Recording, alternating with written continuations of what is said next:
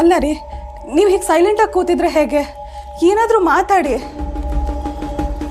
ಮಾತಾಡೋಕೆ ಇನ್ನೇನಮ್ಮ ಇದೆ? ಆ ಹುಡುಗ ಓದಿಲ್ಲ ಅಂತ ಗೊತ್ತಾಯ್ತಲ್ಲ. ಈ ಸಂಬಂಧ ಬೇಡ ಅನ್ನೋದೇ ಒಳ್ಳೇದು. ಅಪ್ಪ, ಹುಡುಗ ಓದ್ದೇ ಇದ್ರೆ ಏನಾಯ್ತು? ಅವನ ಹತ್ರ ಅಷ್ಟೊಂದು ಆಸ್ತಿ ಇದ್ರು ಎಷ್ಟು ಸಿಂಪಲ್ ಆಗಿದ್ದಾನೆ ಗೊತ್ತಾ? ನಮ್ಮ ಜಾನು ಪಕ್ಕ ಸೂಟ್ ಆಗ್ತಾನೆ. ಎಜುಕೇಶನ್ ವಿಷಯದಲ್ಲಿ ನಮ್ಮ ಭಾವ ಎಷ್ಟು ಸ್ಟ್ರಿಕ್ಟ್ ಅಂತ ಗೊತ್ತು ತಾನೆ. ಹುಡುಗ ಓದಿಲ್ಲ ಅಂದಮೇಲೆ ನಾವು ಇದ್ರ ಬಗ್ಗೆ ಯೋಚನೆ ಮಾಡಲೇಬೇಕು.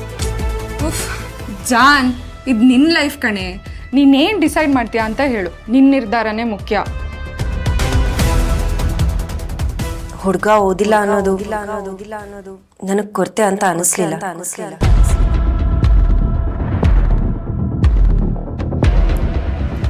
ಹಾಗಂತ ನಾನು ಅವ್ರನ್ನ ಮದುವೆ ಆಗೋದಕ್ಕೂ ಆಗಲ್ಲ. ಹುಡುಗ ಒಳ್ಳೆಯವನು ಅನ್ನೋ ಮಾತ್ರಕ್ಕೆ ಅವನ ಮದುವೆ ಆಗಬೇಕು ಅಂತ ಏನಿಲ್ವಲ್ಲ. ನನ್ನ ಮದುವೆನೇ ಬೇಡ ಅಂದಾಗ ನೀವ್ಯಾರೂ ಡಿಸ್ಕಸ್ ಮಾಡಲಿಲ್ಲ.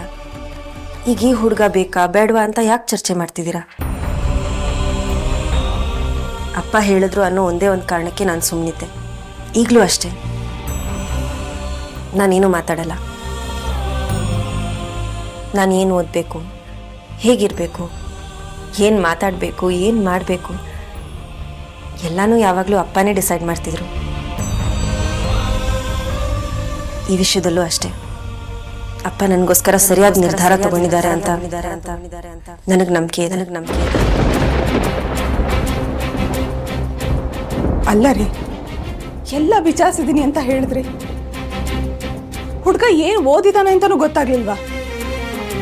ಹ್ಞೂ ಭಾವ, ಇಷ್ಟು ದೊಡ್ಡ ವಿಷಯ ನಿಮ್ಮಿಂದ ಹೇಗೆ ಮಿಸ್ ಆಯ್ತು?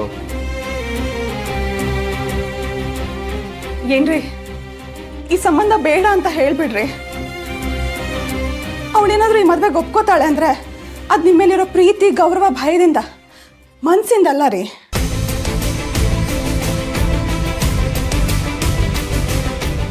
ಹುಡುಗ ಓದಿಲ್ಲ ಅನ್ನೋದು ನನಗೆ ನಿಜವಾಗ್ಲೂ ಗೊತ್ತಿರಲಿಲ್ಲ.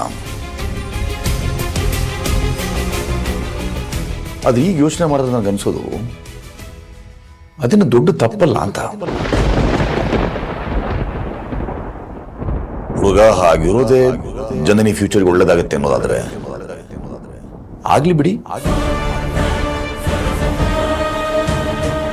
ಇಷ್ಟಕ್ಕೂ ಹುಡುಗನೇ ಹೇಳಿದಾನೆ ತಾನು ಓದಿಲ್ಲ ಅಂದ್ರೆ ಏನಂತೆ, ಮದುವೆ ಆಗೋ ಹೆಂಡ್ತೀನಿ ಚೆನ್ನಾಗಿ ಓದಿಸ್ತೀನಿ, ಓದಕ್ಕೆ ಪ್ರೋತ್ಸಾಹ ಕೊಡ್ತೀನಿ ಅಂತ ಹೇಳಿದ್ದಾನಲ್ಲ.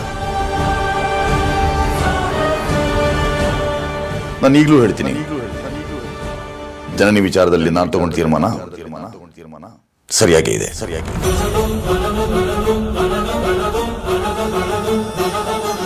ಈ ಮದುವೆ ನಡೀಲಿ.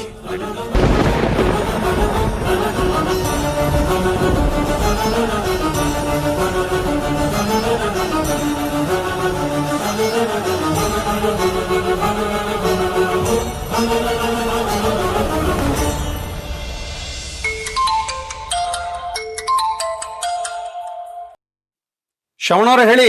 ನಮಸ್ಕಾರ ಸರ್. ನಮಸ್ಕಾರ. ನಮಸ್ತೆ. ನೀವು ಹೇಗಿದ್ದೀರಾ? ನಾ ಚೆನ್ನಾಗಿದ್ದೀನಿ ಸರ್. ಹೇಳಿ, ಏನು ವಿಷಯ? ಏನಿಲ್ಲ, ನಾವೆಲ್ಲ ನಾಳೆ ನಿಮ್ಮ ಮನೆಗೆ ಬರೋಣ ಅಂತಿದ್ದೀವಿ.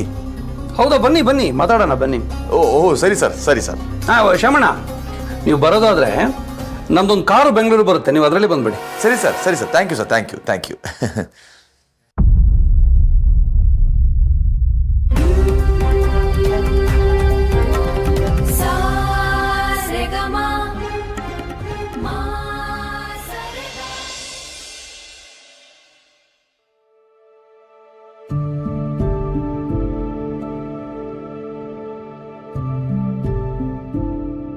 ನೋಡು ಮಗಳೇ, ಓದು ಒಂದಿದ್ರೆ ಸಾಕು ಮಗಳೇ, ಏನು ಬೇಕಾದ್ರೂ ಸಾಧಿಸ್ಬೋದಮ್ಮ.